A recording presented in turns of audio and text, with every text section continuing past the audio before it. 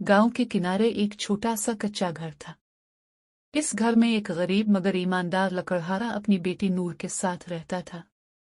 नूर तकरीबन 10 साल की एक मासूम, नरम दिल और सच बोलने वाली लड़की थी।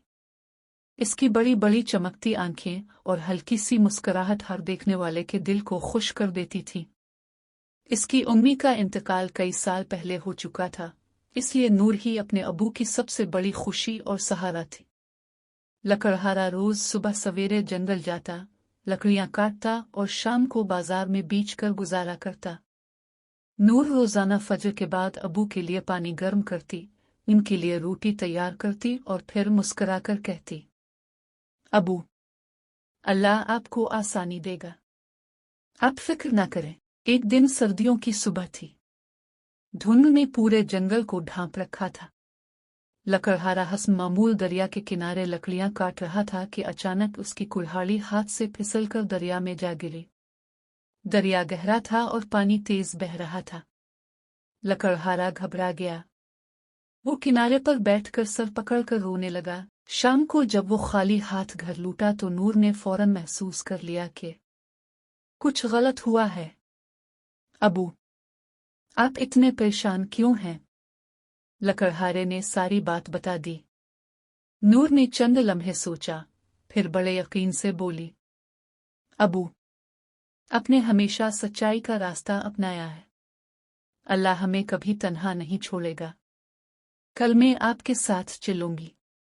अगली सुबह नूर अपने अबू के साथ जंगल गई। वो दरिया के किनारे खड़ी होकर दुआ करने लगी, ए अल्लाह, हम गरीब जरूर हैं मगर झूठ और धोखे से बचते हैं। हमारे लिए आसानी पैदा फरमा।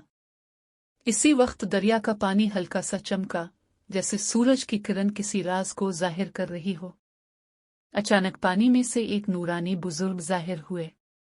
उनके हाथ में चमकती हुई सोने की कुल्हाड़ी थी। उन्होंने पूछा, क्या ये तुम्हारे अबू की कुल्हाड़ी है? नूर ने हैरत से सोने की कुल्हाड़ी को देखा। वो बहुत कीमती लग रही थी। अगर वो हाँ कह देती तो शायद उनकी गुर्बत खत्म हो जाती। मगर नूर ने फौरन सर हिला दिया, नहीं बाबा जी, ये हमारी नहीं है। हमारे पास तो आम लोहे की कुल्हाड़ी थी। बुजुर्ग मुस्कुराए और दोबारा पानी में गायब हो गए। कुछ लम्हों बाद वो वापस आए। इस बार उनके हाथ में चांदी की कुल्हाड़ी थी। क्या ये तुम्हारी है? नूर ने फिर नरमी से कहा, नहीं, ये भी हमारी नहीं है। तीसरी बार वो बुजुर्ग पानी से निकले तो उनके हाथ में सादा सी लोहे की कुल्हाड़ी थी। नूर की आंखों में खुशी चमक उठी। जी हाँ, यही हमारे अबू की कुल्हाड़ी है। बुजुर्ग ने मुस्कुराकर कहा, बेटी, तुमने सच बोला, हालांकि तुम्हें दौलत मिल सकती थी। तुम्हारी दियानतदारी ने मुझे खुश कर दिया है।